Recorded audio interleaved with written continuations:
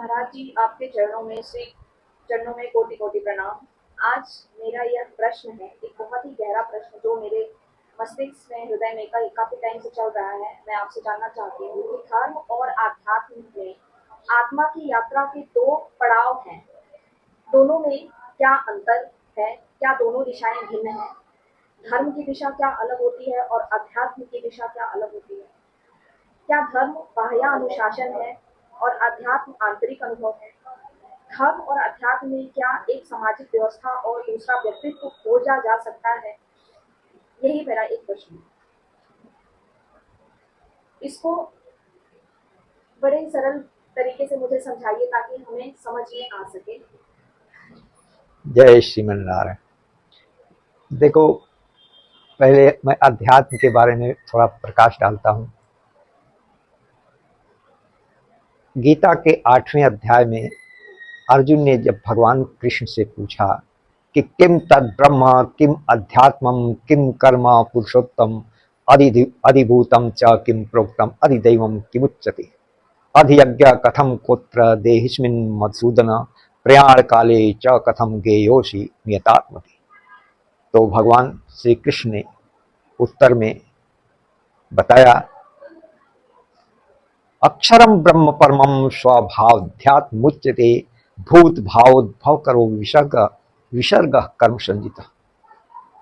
इसका अर्थ ये है कि भगवान श्री कृष्ण का जो भाव है मैं उसको व्यक्त कर रहा हूं। अर्जुन ने प्रश्न किया कि वह ब्रह्म क्या है, अध्यात्म क्या है, कर्म क्या, अधिभूत क्या, अधिदैव क्या, अधियज्ञ क्या है। तो उसको परमात्मा ने बताया है, परंतु यहाँ पर अध्यात्म की व्याख्या मैं परमात्मा के द्वारा और ब्रह्म की व्याख्या परमात्मा के द्वारा बताए हुए शब्दों में कर रहा हूँ, जो भगवत गीता के 8वें अध्याय के भगवत गीता के 8वें अध्याय के आधार पर है। अक्षरम ब्रह्म परमम स्वभावध्यात्मुच्यते भूत भावोद्भव करो विसर्ग कर्म संहिता। परम अक्षर ब्रह्म है, परम अक्षर ब्रह्म है, जो क्षर नहीं होने वाला है, परम है, वही ब्रह्म है। भूत भावोद्भव अक्षरम ब्रह्म परम स्वभावध्यात्मुच्यते, स्वभावध्यात्मुच्यते। और जो जीवात्मा का, परमात्मा का स्वभाव है, भाव है, वो अध्यात्म नाम से जाना जाता है, उसे अध्यात्म कहते हैं। और भूत भावोद्भव करो विसर्ग कर्म संजिता। और जो प्राणियों के अंदर भाव उत्पन्न होता है, ये भाव जो है 3 गुणों के अधीन होता है, रजोगुण, तमोगुण, सतोगुण। और ये 3 गुणों के कारण जो भाव उत्पन्न होता है उसका विसर्जन करना, यही कर्म कहलाता है, कर्म कहलाता है। तो अध्यात्म तो संक्षेप में मैंने बता दिया।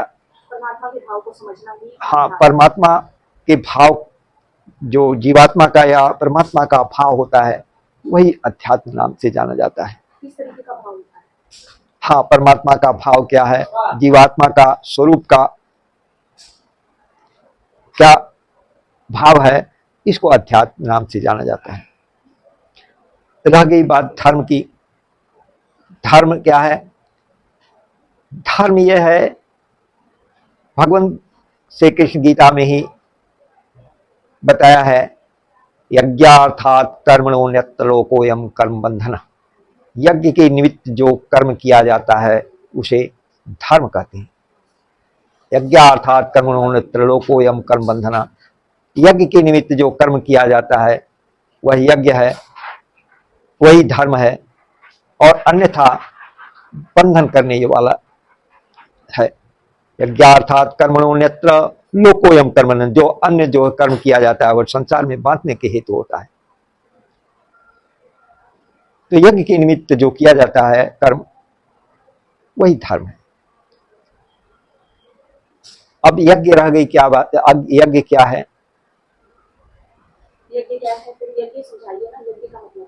यज्ञ, क्या ये यज्ञ जो हवन पूजा करते हैं उस यज्ञ की बात कर रहे हैं? यज्ञ बहुत होता है। भगवद्गीता में यज्ञ के बारे में भी बहुत बताया है। विदिता ब्रह्मणो मुखे ब्रह्म बहुधा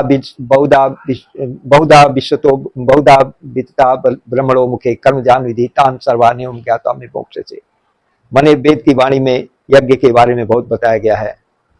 गीता में भी भगवान श्री कृष्ण ने 4 अध्याय में बताया है, अपाने जुहत प्राणम प्राणे पानम तथा परे प्राणापान गति रुद्धा प्राणायाम परायणा अपरे नियताहारा प्राणान प्राणेषु जुहति सर्पेते यज्ञ विदो यज्ञ छवित कर्मसा। ये 4 अध्याय में भगवान श्री कृष्ण ने यज्ञ के बारे में बताया है।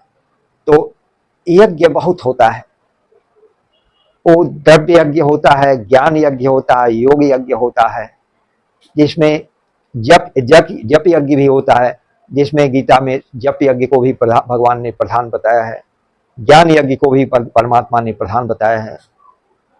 4 अध्याय में ही गीता में भगवान ने ज्ञान यज्ञ को सर्वश्रेष्ठ बताया है। इसलिए यज्ञ गहन है।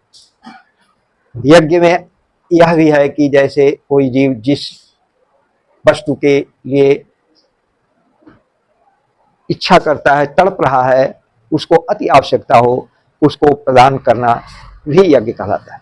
जैसे भूखा जीव है, प्राणी है, तो उसको पानी पिला देना, पानी जल दे देना, ये यज्ञ कहलाता है। भोजन दे देना यज्ञ कहलाता है।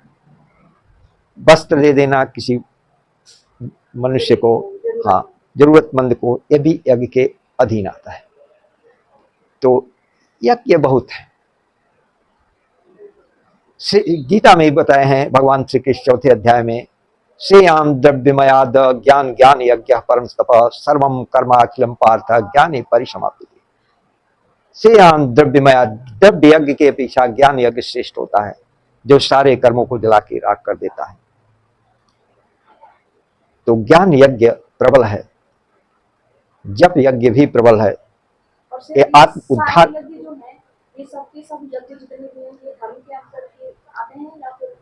ये सब धर्म के ही अंतर्गत आते हैं। परंतु भगवान श्री कृष्ण ने गीता में 11वें अध्याय के 53वें श्लोक में स्पष्ट कहा है, न हम वेदैन तपसा न दानेन तेज्या शक्य एवं विधो दृष्टुम दृष्टवान मामले था। हे अर्जुन, वेद का स्वाध्याय करने से, यज्ञ करने से, दान देने से, तपस्या करने से मुझको प्राप्त नहीं किया जा सकता, जैसा तुमने देखा है, जैसा मेरे स्वरूप को देखा है। तो ये सब कर्म में आ जाते हैं। और उपनिषद में, श्वेताश्वत्र उपनिषद में स्पष्ट बताया गया है, लिखा है, दिखाया गया है कि कर्मणा बद्धते जंतु विद्या अमृतम अश्नुते तस्मात् न कुर्वन्ति कर्म यतः पारदर्शिनः। कर्म से जीव बचता है, ज्ञान से जीव मुक्त होता है, इसलिए पारदर्शी योगी ऋषि कर्म नहीं करते। कर्म का स्वरूप बाह्य होता है, आंतरिक स्वरूप ज्ञान का होता है, जिसमें स्वयं ब्रह्म प्रतिष्ठित होता है। इसलिए ज्ञान से ही सत्य को जाना जा सकता है, परमात्मा को पहचाना जा सकता है। परमात्मा को न जानना, परमात्मा को न पहचानना, ये जीव के अज्ञानता में आता है। श्वेताश्वत्र उपनिषद में ही दिया है, सर्वाजीवे सर्वसंस्थे बृहंते अस्मिन् हंसो भ्राम्यते ब्रह्मचक्रे पृथगात् मानं प्रेरितारं मत्वा जुष्टस्तस्तेना अमृतत्वमेति। ये ब्रह्मचक्र में जीव जो घूमता रहता है, यह अज्ञानता के वशीभूत होकर घूमता है, परमात्मा को अपने से भिन्न मानकर घूमता है, जबकि जीव ब्रह्म एक ही है। जब जीव और ब्रह्म का भेद खत्म हो जाता है, तो जीव और ब्रह्म एक ही हो जाता है।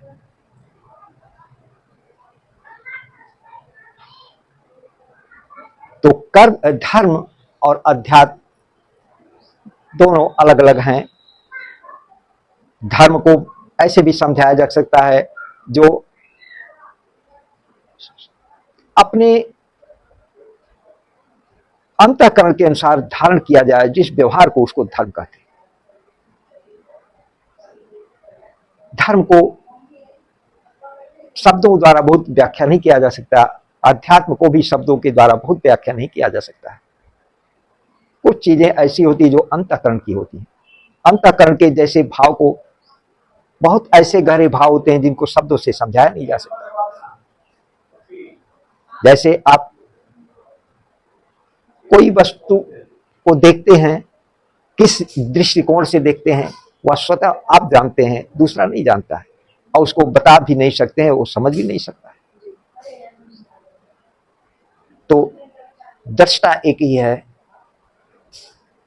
दृष्टा और जीव के साथ जो भेद होता है यह अज्ञानता के कारण होता है, और इसी के कारण जीव जो है 84 लाख योनियों में भटकता रहता है। ये परमात्मा की कृपा से और अपने प्रारब्ध के अनुसार, ज्ञान के अनुसार जीव इसको कम करके ब्रह्म तक पहुंच सकता है, ब्रह्म को जान सकता है। श्वेताश्वतरोपनिषद में ही दिया है, यदात्म तत्वेन तू ब्रह्म तत्वं दीपोपमेनेह युक्ता प्रपस्तेत अजम ध्रुवम सर्वतत्तैर्विशुद्धम ज्ञात्वा देवं मुच्यते सर्वपाशैः। जब आत्म तत्व प्रकाशित होता है तो उसके माध्यम से, उसके द्वारा ही ब्रह्म तत्व को देखा जाता है। परमात्मा के अचल अजन्मे सभी तत्वों से विशुद्ध रूप को देखकर सारे बंधनों से जीव मुक्त हो जाता है। इसलिए आत्म तत्व बोध अध्यात्म की पहली सीढ़ी मानी जाती है। अध्यात्म क्या है? सत्य दर्शन। अध्यात्म का स्वरूप सत्य का दर्शन। जैसे जीव को, मनुष्य को पहले ये विचार करना चाहिए कि मैं कौन हूं, कहां से आया हूं, किस लिए आया हूं, कहां जाना है। अगर ये भाव आता है तो यह अध्यात्म में उसका प्रवेश माना जाता है, पहला प्रवेश है, पहली सीढ़ी है। तो अध्यात्म को हम ऐसे भी परिभाषित कर सकते हैं कि जिस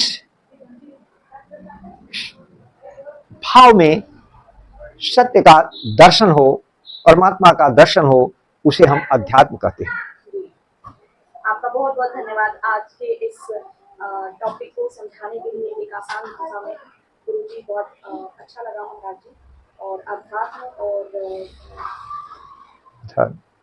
अध्यात्म के विषय को, धर्म के विषय को बहुत अच्छे तरीके से आपने विवेचना करी।